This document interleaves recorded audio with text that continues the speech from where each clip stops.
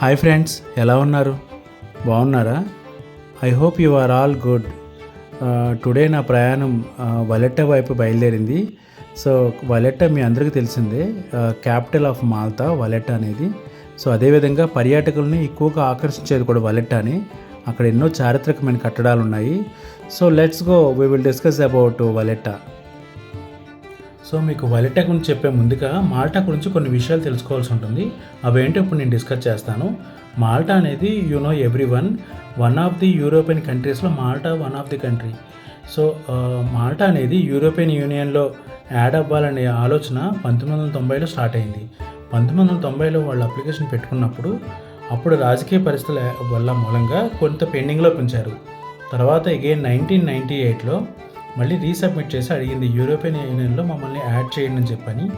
So అప్పుడు సానుకూలంగా స్పందించి 2002లో అప్పటి యూరోపియన్ యూనియన్ అనే కంట్రీలు మొత్తం కూడా ఓటింగ్ అనే సిస్టమ్ అనే దాన్ని పెట్టి దాని ద్వారా ఎక్కువ శాతం మెజారిటీ యాక్సెప్ట్ చేయడానికి అనుమతించారు. కాబట్టి 2003లో మాల్టాని యూరోపియన్ యూనియన్లో యాడ్ చేయడానికి అనుమతి పొందింది. ఇదే కాదండి, 2003 తర్వాత 2004లో మరొక 8 కంట్రీలు యూరోపియన్ యూనియన్లో యాడ్ అయ్యాయి. అదేంటంటే చెక్ Republic, Estonia, Hungary, Latvia, Lithuania, Poland and Slovakia. ఇవి కూడా యాడ్ అయ్యాయి. అయితే రీసెంట్గా క్రొయేషియా కూడా యూరోపియన్ కంట్రీలో యాడ్ అయింది. అది అందరికీ తెలిసిన విషయమే. యూరోపియన్ యూనియన్లో ఉండడం వల్ల మెయిన్ పాయింట్ ఏంటంటే ఆ కంట్రీ ఆర్థికంగా నిలదొక్కగలదు. అలాగే ఏదైనా సమస్య వచ్చినప్పుడు ఒక యూనియన్ అనేది ఉంటుంది కదా, ఆ యూనియన్ ద్వారా వచ్చే ఆర్థిక సహాయం అనేది ఆ కంట్రీకి పొందడం జరుగుతుంది. ఫర్ సపోజు న్యాచురల్ కెలామిటీస్ కానీ అలాంటి ప్రాబ్లమ్స్ ఏమైనా వచ్చినాయి అనుకోండి, మామూలుగా ఇండివిజువల్గా ఉన్న కంట్రీస్ కన్నా యూనియన్లో ఉన్న కంట్రీస్కి ఏంటంటే ఆర్థిక సాయం త్వరగా చేకూరుతుంది. అలాగే టెక్నాలజీ పరంగా కూడా ముందంజలో ఉంటుంది యూరోపియన్ యూనియన్లో ఉండడం వల్ల. ఆ విధంగా లెక్కేస్తే 1990లో యూరోపియన్ యూనియన్లో యాడ్ అవ్వక ముందు మాల్టా ఏ విధంగా ఉంది, ఇప్పుడు 2024లో మాల్టా ఏ విధంగా ఉందని అబ్జర్వ్ చేస్తే చాలా మార్పు ఉందండి. ఆర్థికంగా కానీ అలాగే ఎకానమికల్గా కానీ వాళ్ళ ఇన్కమ్ పరంగా కానీ డెవలప్మెంట్ పరంగా కానీ మాల్టా చాలా డెవలప్ అయిందండి. సో యూరోపియన్ యూనియన్ ఉండడం వల్ల ఎంతో అభివృద్ధి అనేది సాధించింది. అందుమూలంగానే ఈ మాల్టా అనేక సార్లు అప్పీల్ చేసుకుంది, మమ్మల్ని యాడ్ చేయండి యూరోపియన్ కంట్రీలో అని చెప్పని. సో అందువల్ల ఎన్నో కంట్రీలు దాంట్లో యాడ్ అవుతున్నాయి. సో ఆర్థికంగా డెవలప్ అవ్వడానికే కానీ టెక్నాలజీ పరంగా కానీ అలాగే వాణిజ్యపరంగా కూడా అభివృద్ధి చెందడానికి ఈ యూరోపియన్ యూనియన్లో సభ్యత్వం తీసుకోవడం వల్ల ఎంతో ఉపయోగం ఉంటుందండి. ఎందుకంటే ఇంపోర్ట్స్ ఎక్స్పోర్ట్స్ అనేవి బాగా అభివృద్ధి చెందుతాయి. ఇక్కడ సీ ఫుడ్స్ అనేవి బాగా దొరుకుతాయండి. సీ ఫుడ్స్ అనే దాన్ని ఇతర దేశాలకి ఎక్స్పోర్ట్ చేస్తారండి. అలాగే ఇక్కడ కూరగాయలు అంటే ఎక్కువ స్థల విస్తీర్ణం తక్కువ కాబట్టి వాళ్ళకి కావాలన్న వెజిటబుల్స్ అయితే ఉన్నాయో ఫ్రూట్స్ ఏవైతే ఉన్నాయో పక్క కంట్రీల నుంచి ఇంపోర్ట్స్ చేసుకుంటారండి. సో వాణిజ్యపరంగా అభివృద్ధి చెందడానికి కూడా ఈ యూరోపియన్ యూనియన్లో యాడ్ అవ్వడం వల్ల మాల్టా ఎంతగానో లాభపడిందని చెప్పచ్చు. అలాగే వ్యాపార నిమిత్తంగా అండి, ఇప్పుడు మాల్టా ఇండివిజువల్గా ఉండే కన్నా 27 కంట్రీల్లో ఉన్న యూరోపియన్ కంట్రీలో ఉండడం వల్ల వ్యాపారం ఇక్కడే కాకుండా ఇతర దేశాలకు కూడా విస్తరించి వాళ్ళ వ్యాపారాన్ని అభివృద్ధి చేసుకోవచ్చు. అలాగే ఇతర కంట్రీలకు సంబంధించిన వాళ్ళు కూడా ఇక్కడ రెస్టారెంట్స్ పెట్టి వాళ్ళు కూడా కొంత ఎర్నింగ్ సంపాదించవచ్చు. సో ఆ విధంగా వాణిజ్య వ్యాపార పరంగా ఈ యూరోపియన్ యూనియన్లో మెంబర్షిప్ ఉండడం వల్ల ఇరు దేశాలు లాభం పొందుతాయి. ఇలాంటి ప్రదేశాల్లో మనం గైడ్ని నియమించుకోవడం వల్ల మనకి ఇంకో మెయిన్ బెనిఫిట్ ఏంటంటే, సో మనం ఓన్గా వెళ్ళినట్లయితే కనుక కొన్ని వాటిని మాత్రమే కవర్ చేస్తాము. కొన్ని మనకు తెలియనివి కూడా ఉంటాయి కదండి టూరిస్టులకు సంబంధించిన వాటిల్లో.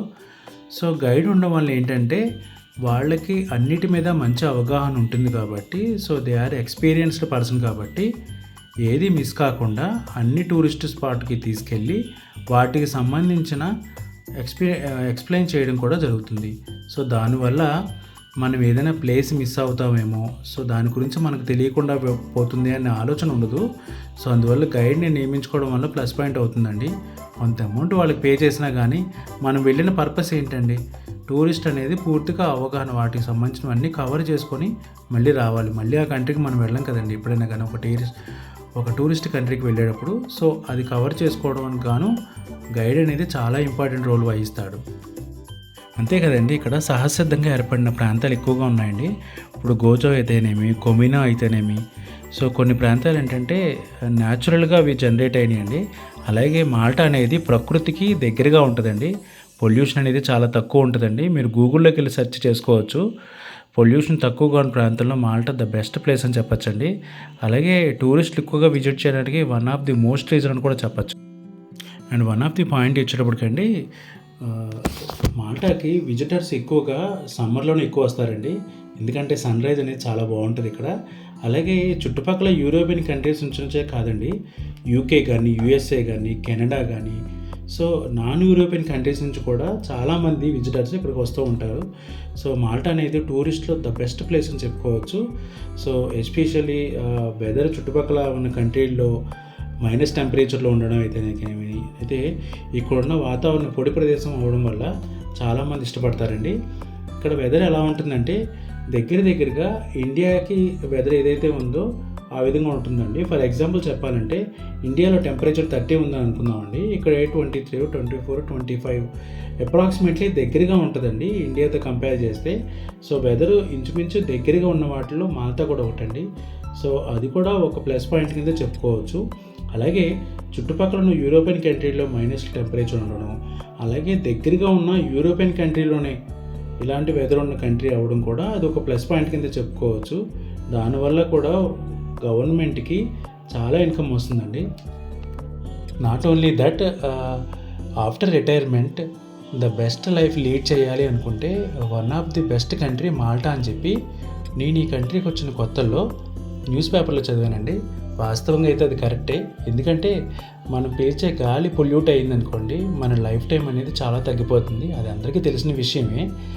సో ఇక్కడ ఏంటంటే పొల్యూషన్కి సంబంధించిన కంట్రోలింగ్ చాలా కఠినంగా వ్యవహరిస్తారండి. ఫర్ ఎగ్జాంపుల్ ఏంటంటే ఎలక్ట్రికల్ని ఎంకరేజ్ చేయడం, ఎలక్ట్రికల్ వెహికల్స్ని ఎంకరేజ్ చేయడం వల్ల ఏంటంటే చాలా మటుకు పొల్యూషన్ అనేది తగ్గిపోతుంది. సో ఈ విధంగా ఏంటంటే గవర్నమెంట్ నేచర్కి సంబంధించిన హార్మ్ఫుల్ ఏవైతే ఉన్నాయో వాటిని అన్నింటినీ కంట్రోల్ చేస్తూ వస్తుంది. సో నేచర్కి దగ్గరగా ఉండాలని ఈ కంట్రీ ఎక్కువగా మొగ్గు చూపుతుంది. సో అది కూడా వన్ ఆఫ్ ది మనిషి యొక్క జీవితకాలాన్ని పెంచడంలో బెస్ట్గా చెప్పచ్చు. గోజో అని చెప్పి మొన్న మీకు ఇదివరకు చెప్పిన వీడియోలోనే గోజోలో 112 సంవత్సరాలు జీవించి ఒక లేడీ రికార్డు సృష్టిందని చెప్పాను కదా. సో ఇదే కారణం అండి. మెయిన్ ఏంటంటే పొల్యూషన్ మనిషి యొక్క జీవితాన్ని లైఫ్ టైం తగ్గిస్తుంది. సో ఆ విషయంలో కంపేర్ చేసుకుంటే మాల్టా ద బెస్ట్ కంట్రీ అని చెప్పచ్చు. ఇంకోటి ఏంటంటే అండి, ఇక్కడ ఎంప్లాయ్మెంట్ పరంగా చూసుకుంటే యంగ్స్టర్స్ ఉంటారు కదండి, వాళ్ళు 18 సంవత్సరాలు నిండిన తర్వాత వాళ్ళు మేజర్ అవుతారు. అది మన కంట్రీలో కూడా అదే విధంగా ఉందనుకోండి. అయితే ఇక్కడ 16 సంవత్సరాలు నిండిన తర్వాత వాళ్ళు మైండ్ మెచ్యూర్ పర్సన్స్ కింద గవర్నమెంట్ ట్రీట్ చేస్తుంది. సో 16 సంవత్సరాలు దాటిన తర్వాత వాళ్ళు జాబ్కి బయటికి వెళ్ళడానికి అర్హత వహిస్తారు. సో అర్హత సాధిస్తారన్నమాట. సో ఒకవేళ వాళ్ళకి జాబ్ చేయాలనే ఆలోచన ఉన్నట్లయితే కనుక గవర్నమెంట్ సైట్ ఒకటి ఉంటుందండి, జాబ్ ప్లస్ అని. దాంట్లో వాళ్ళు నాకు జాబ్ కావాలి అని అప్లై చేసుకోవచ్చు. సో చదువుకున్న స్టూడెంట్స్ అయితే కనుక వాళ్ళు పార్ట్ టైంకి అప్లై చేసుకొని జాబ్కి వెళ్ళొచ్చండి. సో అప్లై చేసుకున్న తర్వాత గవర్నమెంట్ లోకల్ పర్సన్స్కి ఇంపార్టెన్స్ ఎక్కువ ఇచ్చి వాళ్ళకి పార్ట్ టైం జాబ్ అనేది ప్రొవైడ్ చేస్తుందండి. సో ఎక్కడైనా కానీ వాళ్ళ పార్ట్ టైం చేసుకుంటూ కొంత ఇన్కమ్ని ఎర్న్ చేసుకుంటూ అవడం వల్ల వాళ్ళు స్వతంత్రంగానే సో వాళ్ళకు ఒక ఎర్నింగ్ అనేది స్టార్ట్ అవుతుంది 16 ఏళ్ళ వయసు నుంచి. అలాగే గవర్నమెంట్ కూడా ప్రతి మంత్ వాళ్ళకి స్టే ఫండ్ కింద వాళ్ళ అకౌంట్లో క్రెడిట్ చేయడం జరుగుతుందండి. ఇంకోటి ఏంటంటే పాపులేషన్ తక్కువగా ఉండడం మూలంగా ఒక పిల్లలు ఉంటే కనుక, ఒక ఫ్యామిలీలో ఒక పిల్లలు ఉంటే వాళ్ళకి ఎవ్రీ మంత్ 500 చొప్పున ఇస్తుందండి. అలాగే రెండో వాళ్ళు ఉన్నట్లయితే కనుక ఒక్కొక్కరికి 1000 యూరోస్ చొప్పుని ప్రతి మంత్ పే చేసుకుంటూ వెళుతుంది. సో వీళ్ళు పాపులేషన్ పెంచుకోవడానికి ఇలాంటి బెనిఫిట్స్ అనేది ప్రొవైడ్ చేస్తుందండి. అలాగే 18 సంవత్సరాలు నిండేంత వరకు కూడా పిల్లలు వాళ్ళ పేరెంట్స్ కంట్రోల్లోనే ఉంటారండి. అలాగే ఒకవేళ పేరెంట్స్ లేని పక్షంలో గవర్నమెంట్ ఒక కస్టోడియన్ నియమిస్తుందండి. వాళ్ళ అండర్లోనే ఆ పిల్లలు అనేది గ్రో అవ్వడం జరుగుతుంది. అలాగే 18 సంవత్సరాలు నిండిన తర్వాత వాళ్ళు ఎర్నింగ్ అనేది స్టార్ట్ చేస్తారు కాబట్టి వాళ్ళు మేజర్లు కూడా అవుతారు కాబట్టి సో వాళ్ళ మీద ఈవెన్ వాళ్ళ పేరెంట్స్ కూడా మ్యాన్ హ్యాండ్లింగ్ అనేది చేయకూడదని ఇక్కడ గవర్నమెంట్ రూల్ ఉందండి. సో అందువల్ల ఏంటంటే 18 సంవత్సరాలు నిండిన వాళ్ళని పేరెంట్స్ కూడా చెప్తారండి, ఇది కరెక్ట్ కాదు, ఇలా ఉండాలి అని. సో వాళ్ళ మీద మ్యాన్ హ్యాండ్లింగ్ చేసే రైట్స్ మటుకు పేరెంట్స్ కూడా ఉండదండి ఈవెన్. సో అలాగే 16 సంవత్సరాలు దాటినప్పటి నుంచి కూడా వీళ్ళు బయటికి వెళ్ళి ఎర్నింగ్ స్టార్ట్ చేస్తారు కదా, సో అందువల్ల హ్యాపీ లైఫ్ లీడ్ చేయడానికి ఎక్కువ అలవాటు పడతారండి. సో అది వన్ ఆఫ్ ది ఒక పాయింట్ అని చెప్పుకోవచ్చు. అలాగే ఈ చిన్న కంట్రీలో కార్ల సంఖ్య చాలా ఎక్కువగా ఉంటుంది. ఒక్కొక్క పర్సన్కి ఒక్కొక్క కారు ఉంటుందని చెప్పుకోవచ్చు మనం. అందులోనూ టూరిస్ట్ కంట్రీ కదండి, వాళ్ళని ఒక చోటు నుంచి ఒక చోటుకి తీసుకెళ్ళడానికి సో క్యాబ్స్ ఎక్కువగా ఉంటాయి ఇక్కడ. మాల్టా మొత్తం మీద 1,15,000 కార్లు ఉన్నాయంటే మీరు అర్థం చేసుకోవచ్చు కార్లు ఏ విధంగా ఉంటుంది అనేది. ఇంకోటి ఏంటంటే ఇన్ని కార్లు ఉన్నప్పుడు యాక్సిడెంట్లు జరుగుతాయండి. ఎందుకంటే మంత్లీ 4 or 5 మ్యాక్సిమం కార్లు అన్నాక యాక్సిడెంట్లు జరుగుతాయి కదండి. కాకపోతే మైనర్ యాక్సిడెంట్లు జరుగుతాయండి, మేజర్గా అయితే ఏముండదు. బట్ సపోజ్ ఒక కార్ని ఇంకో కార్ టచ్ అయినప్పుడు స్క్రాచెస్ పడడం కానీ అలాంటివి జరిగినప్పుడు ఏం చేస్తారంటే ఇక్కడ వాళ్ళు ఇద్దరు ఎవరైతే ఉన్నారో వాళ్ళు స్నాప్స్ తీసుకుంటారండి వాళ్ళకి కారుకు సంబంధించింది. అలాగే ఏ కార్కి అయితే వాళ్ళకి డ్యామేజ్ జరిగిందో ఆ కార్ని కూడా స్నాప్స్ తీసుకుంటారండి. అలాగే బండికి సంబంధించిన ఇన్సూరెన్స్ పేపర్స్ని వాళ్ళు స్వాప్ చేసుకుంటారండి. ఎందుకంటే ఇన్సూరెన్స్లో ఏ కార్ నుంచి అయితే వాళ్ళకి డ్యామేజ్ అయ్యిందో. సో అలాగే వాళ్ళు పోలీసు వాళ్ళకి ఫోన్ చేసి ఇన్ఫర్మేషన్ అందిస్తారు.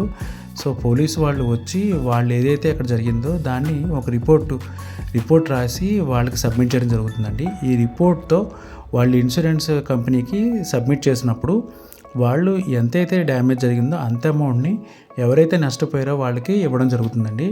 సో ఈ విధంగా ఉంటుంది.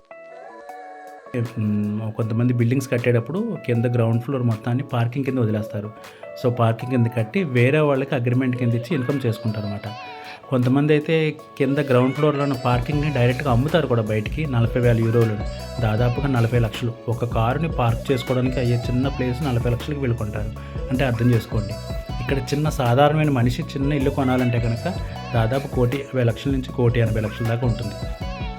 అలాగే ప్రపంచం మొత్తం మీద ఎక్కువ డెన్సిటీ ఉన్న ప్రదేశం కూడా మారుతాయి. ఎందుకంటే ఎక్కువ మంది జనాభా తక్కువ స్థలంలో నివసిస్తున్నారు అనమాట. ఇప్పుడు టూరిస్ట్ కంట్రీ కాబట్టి ఉన్న ప్రాంతాన్ని మొత్తాన్ని ఆక్యుపై చేసేసి బిల్డింగ్స్ అయితే కట్టరండి. ఇక్కడ గవర్నమెంట్ కొంత ప్లేస్ అని ఇస్తుంది, ఆ ప్లేస్లో మాత్రం కన్స్ట్రక్షన్ చేస్తారు. బ్యూటీ స్పాట్స్ ఉంటాయి కదా టూరిస్ట్ ప్లేస్లో, వాటిని ఏమాత్రం ఎక్కువ చదవకుండా అలాగే ఉంచుతారు.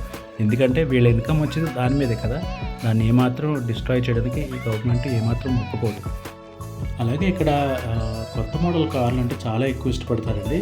సో అలాగే ఓల్డ్ మోడల్ కార్లు కూడా వీళ్ళు వదిలిపెట్టలేదు. సో వాళ్ళు ఏంటంటే ఓల్డ్ కార్ నుంచి లేటెస్ట్ కార్ల వరకు కూడా ప్రతిదాన్ని అప్గ్రేడ్ చేసుకుంటూ వచ్చారు. సో అన్ని రకాల మోడల్స్ ఇక్కడ మనం చూడొచ్చు. అలాగే ఎవ్రీ ఇయర్ కార్ ఎగ్జిబిషన్ జరుగుతుందండి ఇక్కడ. సో ఆ కార్ ఎగ్జిబిషన్ జరిగినప్పుడు ఓల్డ్ కార్స్ నుంచి ఇప్పుడున్న లేటెస్ట్ అప్డేట్ కార్ల వరకు ఎగ్జిబిషన్లో మనం చూడడానికి అనువుగా పెడతారు. సో అక్కడ నేను చూసింది ఏంటంటే మన ఇండియా కార్లో మారుతి సుజుకి 800 ఉంటుంది కదా, సో ఆ మోడల్ కార్ని కూడా ఎగ్జిబిషన్లో పెట్టారండి. సో ఆ మోడల్ కూడా నేను చూశాను. సో మన ఇండియన్ కార్ని కూడా వీళ్ళు వదలలేదు. సో అన్ని మోడల్స్ కార్ని ఒకే చోట చూడాలనుకుంటే ఈ చిన్న ఐలాండ్లోనే ఎగ్జిబిషన్లో మనం అన్ని రకాల కార్ని కూడా ఎగ్జిబిషన్లో మనం చూడొచ్చు. అలాగే మనకి ఇక్కడ కారుకు సంబంధించిన డ్రైవింగ్ లైసెన్స్ పొందాలంటే ఒక ప్రాసెస్ అనేది ఉంటుందండి. సో ఆ ప్రాసెస్ని డెఫినెట్గా ఫాలో అవ్వాల్సి ఉంటుంది ప్రతి మనిషికి కూడా. సో నాకు కార్ డ్రైవింగ్ మీద మంచి గ్రిప్ ఉంది, ఇన్ని సంవత్సరాల నుంచి నాకు ఎక్స్పీరియన్స్డ్ పర్సన్ అన్నా కానీ ఒక ప్రాసెస్ ప్రకారం ముందుగా ఎగ్జామ్ రాయాల్సి ఉంటుందండి. ఇక్కడ పార్ట్ బి అనేది ఎగ్జామ్ రాసిన తర్వాత ఆ ఎగ్జామ్ పాస్ అయిన సర్టిఫికేట్తో పాటు మన క్వాలిఫికేషన్ సర్టిఫికేట్స్ ఇవన్నీ కూడా అప్లోడ్ చేసి గవర్నమెంట్కి ట్రాన్స్పోర్ట్ మాల్టాకి అప్లై చేస్తే వాళ్ళ దగ్గర నుంచి ఒక అప్రూవల్ వస్తుందండి, లెర్నింగ్ పర్మిట్ అంటాం దాన్ని. లెర్నింగ్ పర్మిట్ వచ్చిన తర్వాత మనం డ్రైవింగ్ స్కూల్కి వెళ్ళాల్సి ఉంటుంది. సో డ్రైవింగ్ స్కూల్లో వాళ్ళు డ్రైవింగ్ స్కూల్స్ మన దగ్గర మనకున్న నైపుణ్యాన్ని బట్టి వాళ్ళు క్లాసెస్ ఇస్తూ ఉంటారండి. Every week per hour 1 hour చొప్పున మనకి డ్రైవింగ్ క్లాసెస్ ఇస్తారు. సో మనకు బాగా ఎక్స్పీరియన్స్ ఉండి బాగా డ్రైవింగ్ చేస్తున్నాం అంటే కనుక ఒక 5 to 8 క్లాసెస్ తీసుకొని ఫైనల్ టెస్ట్కి అనేది అప్లై చేస్తారు.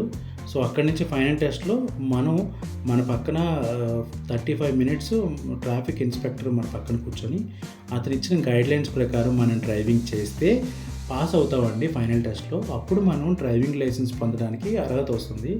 సో ఇక్కడ పొందిన డ్రైవింగ్ లైసెన్స్ని తీసుకొని యూరోపియన్ కంట్రీలో ఎక్కడైనా డ్రైవింగ్ చేసుకోవచ్చండి. అదొక మెయిన్ బ్యూటీ అని చెప్పచ్చు మనం. ఒక కంట్రీలో తీసుకున్న డ్రైవింగ్ లైసెన్స్ అనేది వేరే కంట్రీలో పనిచేయదనడానికి లేదండి. యూరోపియన్ కంట్రీలో అన్ని చోట కూడా ఒక యూరోపియన్ కంట్రీలో ఉన్న డ్రైవింగ్ లైసెన్స్ ఇంకో యూరోపియన్ కంట్రీలో పనిచేస్తుంది. అదొక మెయిన్ బ్యూటీ అని చెప్పచ్చు మనం. మాల్టాలో రోడ్లు చాలా చిన్నగా ఉంటాయి. అదొకటి కొన్ని రోడ్లు ఏంటంటే షేరింగ్ రోడ్స్ కూడా ఉంటాయి. అంటే వచ్చిన వాళ్ళు వెళ్ళిన తర్వాత రెండో వైపు వాళ్ళు వెళ్ళాల్సి ఉంటుంది. అలాగే వన్ వే రోడ్స్ కూడా ఉంటాయి. కొన్ని 2 వే రోడ్స్ ఉంటాయి అనుకోండి. దాన్ని బేస్ చేసుకుని ఇన్ని స్పీడ్తో వెళ్ళాలి మీరు అనేది వాళ్ళు నిర్ణయిస్తారు. సో అందువల్ల ఏంటంటే ఇక్కడ డ్రైవింగ్ చేసేటప్పుడు చాలా కేర్ఫుల్గా ఉంటారండి. ఎందువల్లంటే మనకి డ్రైవింగ్ లైసెన్స్ అనేది వచ్చిన తర్వాత మనం డ్రైవింగ్ చేయడానికి అర్హత ఉంటుంది కదా. సో ఫర్ ఎగ్జాంపుల్ మనం డ్రైవింగ్ చేసేటప్పుడు తప్పు డ్రైవింగ్ చేయడం వల్ల మన ద్వారా ఎదుటి కారుకి స్క్రాచెస్ పడినా కానీ, లేదంటే రాంగ్ పార్కింగ్లో చేసిన సపోజ్ హ్యాండిక్యాప్డ్కి సంబంధించింది ఇక్కడ బ్లూ కలర్ మార్క్ వేసి ఉంటుందండి కొన్ని చోట్ల. అలాంటి చోట పార్కింగ్ చేయకూడదు. అలాగే పెడిస్టర్స్ వాకబుల్ ఏరియా ఉంటుంది కదా, సో ఆ ప్లేస్లో కూడా వెహికల్ని స్టాప్ చేయకూడదు. దానికి ముందు కానీ తర్వాత కానీ చేయాలి. అలాగే కొన్ని రెస్ట్రిక్షన్స్ ఉంటాయండి ఖచ్చితంగా. సో వాటిలో ఏంటంటే రాంగ్ రూట్లో వెళ్ళకూడదు. సో ఇలాంటివన్నీ మనం మిస్టేక్స్ చేసినప్పుడు మనకి పాయింట్స్ అనేవి యాడ్ అవుతాయండి. మిస్టేక్ పాయింట్స్ అంటాం వాటిని. సో సర్టెన్ పాయింట్స్ బ్రీచ్ అయిన తర్వాత మనకి ఏదైతే డ్రైవింగ్ లైసెన్స్ వచ్చిందో ఆ డ్రైవింగ్ లైసెన్స్ని గవర్నమెంటు క్యాన్సిల్ చేసేస్తుందండి. సో మళ్ళీ మనం ఆ డ్రైవింగ్ లైసెన్స్ పొందాలి అంటే ఇందాక నుంచి ఏదైతే చెప్పానో ఆ సైక్లింగ్ మళ్ళీ ఫాలో అవ్వాల్సి ఉంటుంది. ఎగ్జామ్ పాస్ చేయడం, అలాగే మనం అప్రూవల్ తెచ్చుకోవడం, ఇవన్నీ మళ్ళీ సేమ్ ప్రాసెస్ రిపీట్ అవుతుందండి. సో మళ్ళీ డిఫికల్ట్ అవుతుంది. మళ్ళీ గవర్నమెంట్కి కూడా మన అమౌంట్ పే చేయాల్సి ఉంటుంది. సో అందుకు కానీ ఈ డ్రైవింగ్ చేసేవాళ్ళు చాలా కేర్ఫుల్గా ఉంటారండి. అలాగే పెడిస్టర్స్ వచ్చారు అంటే కనుక సో జేబ్రా లైన్ క్రాస్ అవుతున్నారంటే ఖచ్చితంగా కేర్ఫుల్గా ఉంటారండి. అలాగే డ్రైవింగ్లో ఇంత చిన్న స్ట్రీట్స్ ఉన్నా కానీ డ్రైవింగ్ చేసేటప్పుడు ఎటువంటి యాక్సిడెంట్లు కానీ మిస్టేక్స్ కానీ జరగవండి. చాలా కేర్ఫుల్గా ఉంటారు. వీళ్ళు స్పీడ్గా వెళ్ళకుండా ఉండడానికి ఏం చేస్తారంటే రోడ్ల మీద ఒక సర్కిల్ లాంటి చుట్టి దాంట్లో వీళ్ళు ఎంత స్పీడ్తో వెళ్ళాలి ఈ రోడ్లో అనేది మెన్షన్ చేస్తారండి. చిన్నగా ఉన్న సందుల్లో అంటే స్ట్రీట్స్లో అయితే కనుక 30 అని వేస్తారు. రౌండ్ సర్కిల్లో 30 అంటే ఆ స్ట్రీట్లో 30 కిలోమీటర్లు మించి అతను వెళ్ళకూడదు. ఒకవేళ దాన్ని బ్రీచ్ అయ్యాడంటే కనుక అక్కడ సెన్సార్లు ఆటోమేటిక్గా అతనికి పెనాల్టీస్ అనేది వేసేస్తుందండి. సో అలాగే హైవే మీద వచ్చేటప్పటికి 70 కిలోమీటర్స్ అని, అలాగే ఎయిర్పోర్ట్ వచ్చేటప్పటికి 80 కిలోమీటర్స్ అని ఆ సర్కిల్ అనేది గీసి దాంట్లో మెన్షన్ చేస్తారు. సో అందువల్ల ఏంటంటే మనం ఎన్ని కిలోమీటర్ స్పీడ్తో వెళ్ళొచ్చు అనేది క్లియర్ కట్గా తెలుస్తుందండి. అలాగే ఇక్కడ అన్నీ కూడా మనకి పర్ఫెక్ట్గా ఉండడం వల్ల యాక్సిడెంట్లు అనేవి జరగవండి. కేర్ఫుల్గా ఉంటారు. సో ఇది one of the best point కింద నేను చెప్పుకుంటానండి ట్రాఫిక్ విషయంలో.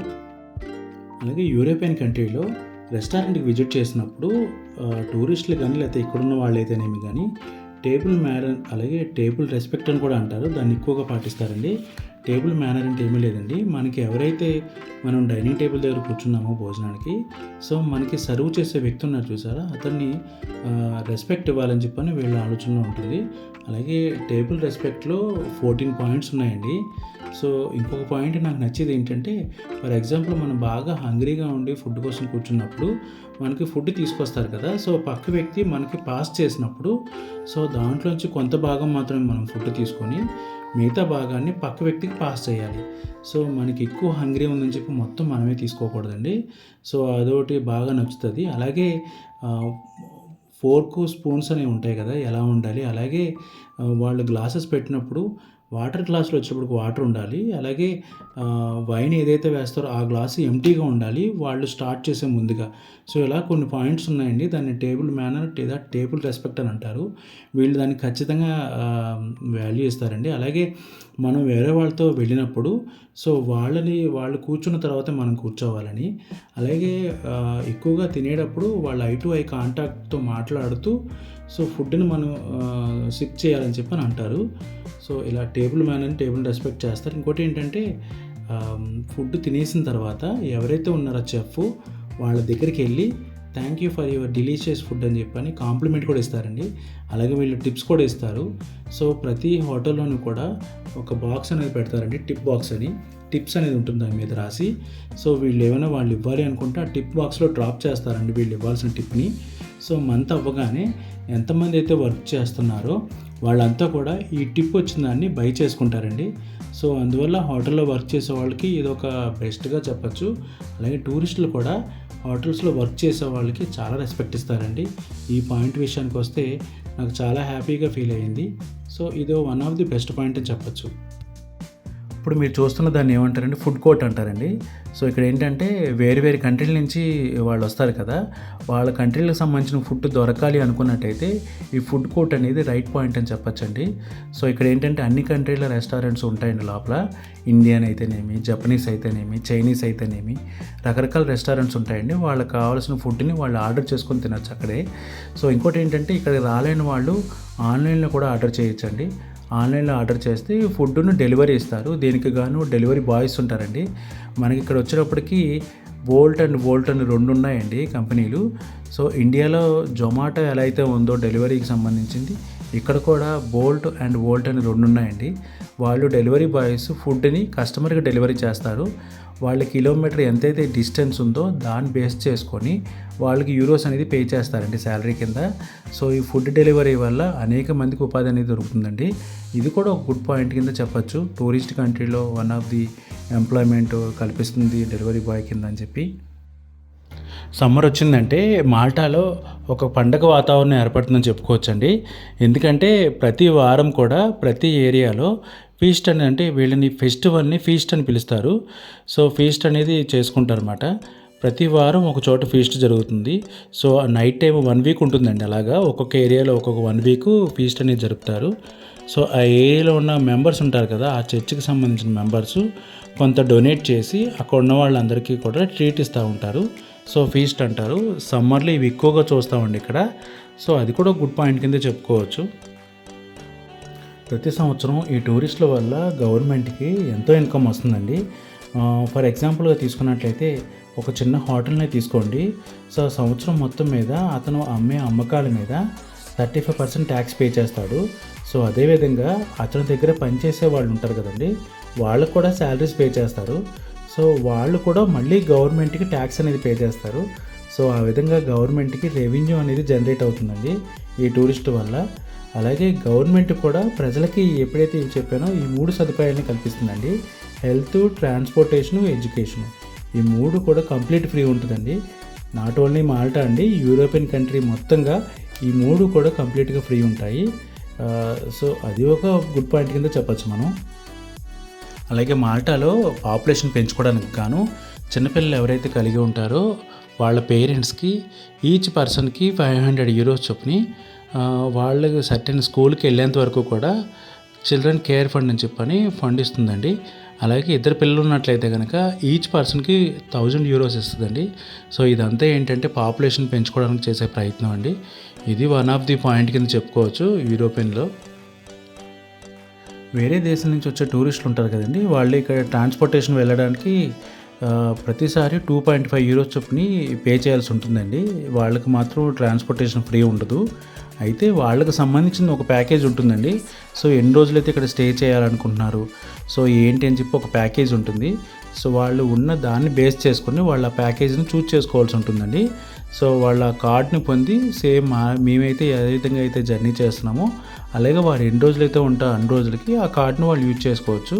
సో అది కూడా బెస్ట్ పాయింట్ కింద చెప్పుకోవచ్చు.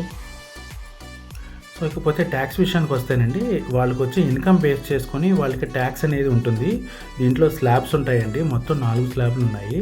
ఫస్ట్ స్లాబ్ వచ్చేటప్పటికి 10,501 యూరో నుండి 15,800 యూరో వరకు ఫస్ట్ స్లాబ్లోకి వస్తారు. వీళ్ళు 15% ట్యాక్స్ పే చేయాలి వాళ్ళకి వచ్చిన ఇన్కమ్ మీద. అలాగే రెండో స్లాబ్కి వచ్చేటప్పటికి 15,801 యూరో నుంచి 21,200 యూరోల వరకు అండి. వీళ్ళు సెకండ్ స్లాబ్కి వస్తారు. వీళ్ళు 25% ట్యాక్స్ పే చేయాల్సి ఉంటుంది. అలాగే 21,201 యూరో నుండి 60,000 యూరో వరకు ఇయర్లీ ఏదైతే ఇన్కమ్ ఉంటుందో దాని మీద కూడా సేమ్ 25% ట్యాక్స్ పే చేయాల్సి ఉంటుందండి. అలాగే 60,001 యూరో పైబడిన వాళ్ళందరూ కూడా ఎంతైనా కానీ 35% ట్యాక్స్ పే చేయాల్సి ఉంటుందండి. సో ఈ విధంగా స్లాబ్ అనేది వాళ్ళకి ఆ సంవత్సరంలో పొందిన ఇన్కమ్ బేస్ చేసుకొని గవర్నమెంట్ వాళ్ళు ట్యాక్స్ పే చేయాల్సి ఉంటుంది. సో ఇది కూడా ట్యాక్స్ ఎగ్జామ్షన్. అలాగే మ్యారీడ్ కపుల్స్కి అయితే ఒకలా ఉంటుందండి ట్యాక్స్, అదే అన్మ్యారీడ్కి అయితే ఒకలా ఉంటుంది. సో మ్యారీడ్ కపుల్కి ట్యాక్స్ అనేది కొంచెం తక్కువ ఉంటుందండి, ఎందుకంటే అతను ఫ్యామిలీని మెయింటైన్ చేస్తూ ఉంటాడు కాబట్టి అతనికి కొంత ఎగ్జామ్షన్ అనేది గవర్నమెంట్ ప్రొవైడ్ చేస్తుంది. సో అలాగే వైఫ్ అండ్ హస్బెండ్ కూడా ఇదే కంట్రీలో జాబ్ చేస్తూ ఉంటే వాళ్ళ ట్యాక్స్ స్లాబ్ కూడా మళ్ళీ ఇంకొంచెం తగ్గుతుందండి. సో ఎందుకంటే వాళ్ళు వచ్చే ఇన్కమ్ని ఇక్కడే ఉంచుతారు కాబట్టి వాళ్ళ ట్యాక్స్ పరంగా కొంత తక్కువలో ఉంచుతారు. సో అలా కాకుండా ఒకే వ్యక్తి మ్యారేజ్ కాకుండా ఉన్నట్లయితే కనుక అతనికి నార్మల్ మ్యారీడ్ పర్సన్తో పోలిస్తే కొంచెం ఎక్కువ ట్యాక్స్ గవర్నమెంట్కి పే చేయాల్సి ఉంటుందండి. సో ట్యాక్స్ సంబంధించింది అయితే ఈ విధంగా ఉంటుందండి ఈ కంట్రీలో.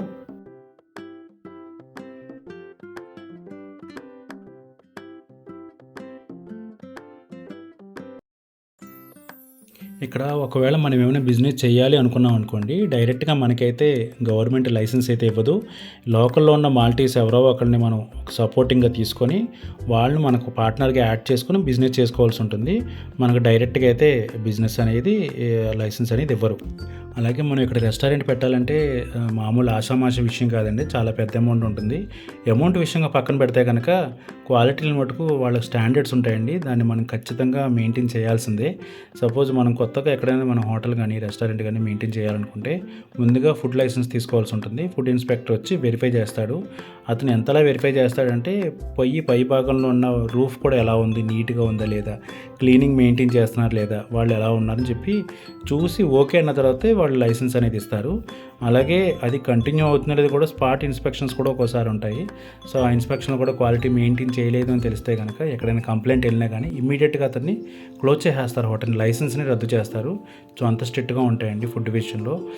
ఇక్కడ గవర్నమెంట్ ఏంటంటే రాజీ పడే ఉద్దేశం అయితే లేదండి. ఇక్కడ హెల్త్ పరంగా కానీ ప్రజలకు సంబంధించినవి కానీ సేఫ్టీ ఫస్ట్ అంటుందండి. ఫస్ట్ ఇక్కడికి టూరిస్టులు విజిట్ చేస్తారు కదండి. సో గవర్నమెంట్ కనుక సేఫ్టీ అండ్ సెక్యూరిటీ అనేది స్ట్రిక్ట్గా మెయింటైన్ చేయకపోతే చాలా ప్రతికూల పరిస్థితులు ఎదుర్కోవాల్సి వస్తుందండి. సో అందువల్ల వాటి విషయంలో గవర్నమెంట్ అయితే ఎటువంటి రాజీ పడదండి. మన ఇంటికి అతిథి వస్తే మనం ఏ విధంగా అయితే గౌరవించి పంపిస్తామో వేరే కంట్రీ నుంచి టూరిస్ట్గా మన కంట్రీకి వచ్చినప్పుడు సో అదే గౌరవంతో గవర్నమెంటు వాళ్ళకి కావాల్సిన సౌకర్యాలు ప్రొవైడ్ చేస్తుందండి. వాళ్ళకి ఏమైనా ఇబ్బంది అయిందంటే కనుక ఇక్కడ పులిజా అంటామండి పోలీసుల్ని, వాళ్ళు చాలా కేర్ తీసుకుంటారు వాళ్ళ విషయంలో. రిమార్క్ పడిందంటే ఒక్కసారి టూరిస్టు రావడం తగ్గారు అని వచ్చిందనుకోండి, సో ఎక్కువ ఆదాయం ఎక్కువ వాళ్ళ నుంచే వస్తుందని ముందుగానే మీకు చెప్పాను కదా. సో చాలా ఎకానమీ పరంగా ఈ కంట్రీ చాలా దెబ్బతింటుందండి. సో అందుకని ప్రజలకు సంబంధించిన హెల్త్ అండ్ సేఫ్టీ విషయంలో చాలా స్ట్రిక్ట్గా ఉంటుందండి. సో అదే వన్ ఆఫ్ ది పాయింట్గా డిస్కస్ చేసుకోవచ్చు మనం.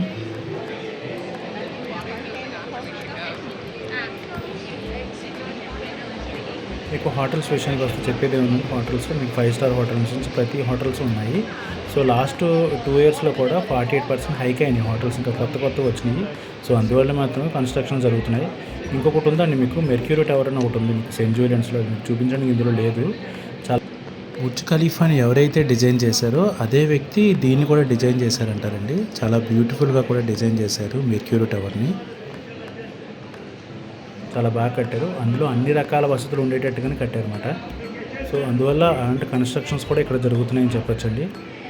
ఈయన పేరు జోసెఫ్ అండి, సింగర్, మంచి సింగరు, అన్ని దేశాలకు సంబంధించిన పాటలు పాడతాడు, ఈవెన్ మన తెలుగు పాటలు కూడా. ఇతని పేరు జోసెఫ్. ఈయన ఏంటంటే సాంగ్స్ పాడతారు. సో వేరే కంట్రీ నుంచి వస్తారు కదా, సో ఏ కంట్రీ నుంచి వచ్చారని తెలుసుకొని ఆ కంట్రీ వాళ్ళ లాంగ్వేజ్లోనే పాట పాడతారనమాట. సో దాని ద్వారా ఏంటంటే వేరే కంట్రీలో మన కంట్రీ లాంగ్వేజ్ పాట పాడడానికి వాళ్ళు చాలా హ్యాపీ ఫీల్ అవుతారు.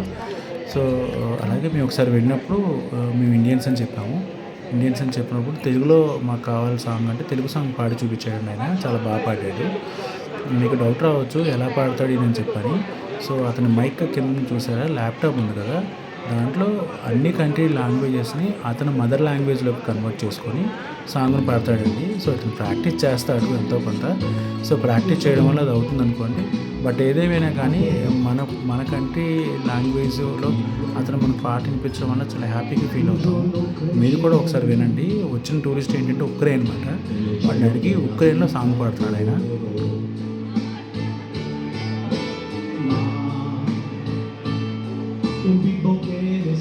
Which country? l'età.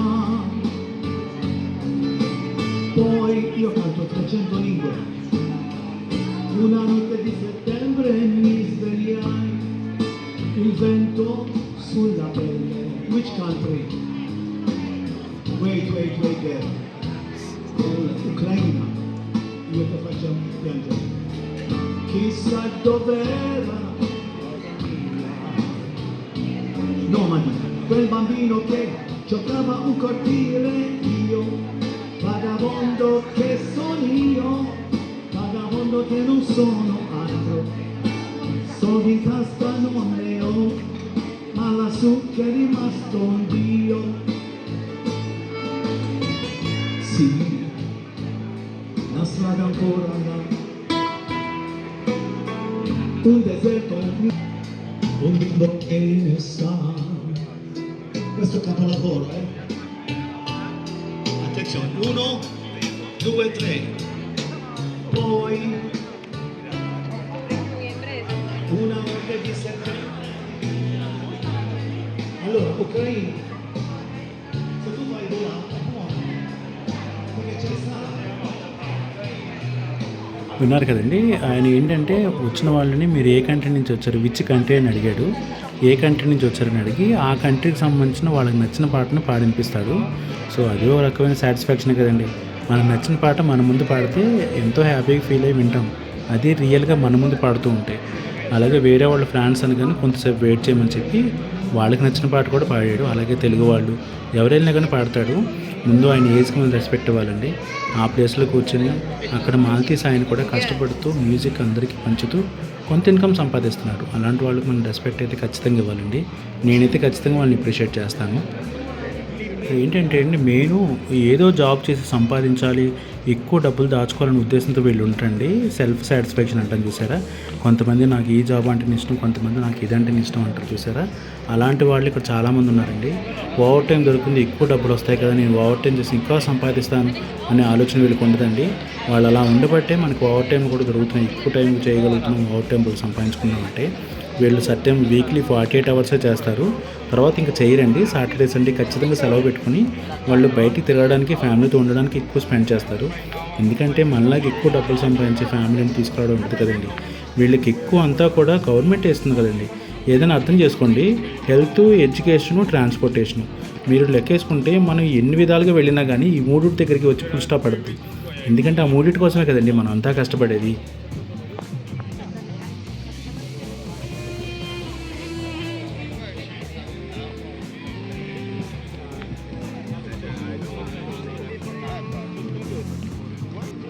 ఈ రోజున ఈ ప్రయాణాన్ని ముగించుకొని తిరిగి వెళుతూ ఉండగా ఒక ఆయన యాక్సాఫోన్లో మ్యూజిక్ వినిపించారండి.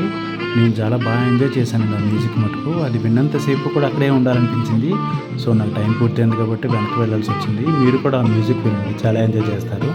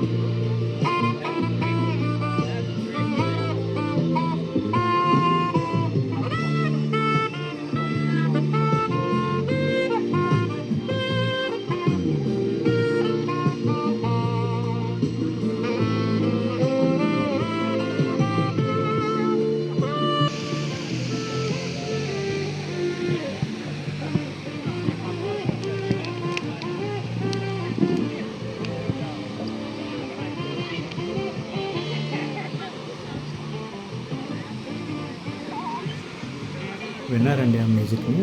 నాకైతే చాలా బాగా ఎంజాయ్ చేశానండి. నాకు బాగా నచ్చింది అది ఆ మ్యూజిక్ అనేది. సో ఇంతేనండి, నేను ఇంక బయలుదేరుతున్నాను. సో ఇవాళ నా వల్లట్టే ప్రయాణం చాలా హ్యాపీగా జరిగింది. సో అదే టైంలో వెళ్ళేటప్పుడు ఏంటంటే అండి, మీకు వలెట్టా అనేది పక్కనే మీకు బస్ స్టాప్ ఉంటుంది. సో అక్కడ ఎక్కి మనకి ఎక్కడికైతే వెళ్ళాలనుకుంటున్నామో ఆ గమ్యానికి మనం చేరుకోవచ్చు. వెళ్ళేటప్పుడు ఏంటంటే, సో నా టయానికి చూసుకుంటానండి. మనకి తనింజ్ అనే యాప్ ఉంటుంది. ఆ యాప్‌లో మనకి నేను వెళ్ళాల్సిన బస్సు ఉందా లేదా అనేది మనం చూసుకొని ఎగ్జాక్ట్ టైంకి మనం వెళ్ళొచ్చండి. ఇంకోటి ఏంటంటే, ఇంకో 5 మినిట్స్‌లో బస్సు వస్తుందనగా ఎగ్జాక్ట్‌గా 5 మినిట్స్‌కి ఆ బస్సు ఆ ప్లేస్‌కి వస్తుందండి. ఎందుకంటే బస్సుకి అనేది ఒక సెన్సార్ లాంటిది అమరుస్తారు. సో మనం యాప్‌లో చూస్తున్నప్పుడు బస్సు ఎగ్జాక్ట్‌గా ఏ ప్లేస్‌లో ఉందో చూపిస్తుంది. ఇంకొక 2 మినిట్స్‌లో బస్సు మన దగ్గరికి రీచ్ అవుతుంది అనగానే మనం చూస్తే కనుక స్ట్రీట్ ఎండ్‌లో బస్సు వస్తూ ఉంటుందన్నమాట అండి. సో ఒక టూరిస్టులు వచ్చేటప్పుడు వాళ్ళకి సంబంధించిన సపరేట్ ప్యాకేజ్లు ఉంటాయండి. ప్రతి చోట వాళ్ళు టికెట్ తీసుకుని 2.5 పే చేయలేదు కదా. సో వాళ్ళు ఎన్ని రోజులైతే ఇక్కడ ఉండాలనుకుంటున్నారో వాళ్ళ ప్యాకేజీకి తగ్గట్టే తలింజా కార్డు కూడా వాళ్ళు తీసుకోవచ్చండి. ఆ డేస్ అనే వరకు పనిచేసిన తర్వాత ఎక్స్పైర్ అయిపోతుంది ఆ card. So Tallinja card the good package అని చెప్పొచ్చు. అలాగే మన ఇండియన్ హోటల్ అవుతుందండి ఇక్కడ చెన్నై వాళ్ళది. సో హోటల్ కూడా చూపించాలనిపించింది మీకు, మన ఇండియన్ హోటల్లో ఒకటి. సో ఇండియన్ డిషెస్ అన్నీ అక్కడ ఉంటాయి. సో నేను బయలుదేరానండి బస్ స్టాప్కి. సో ఇక్కడ A1, A2 అని కేటగిరీ వైజ్ ఉంటాయి.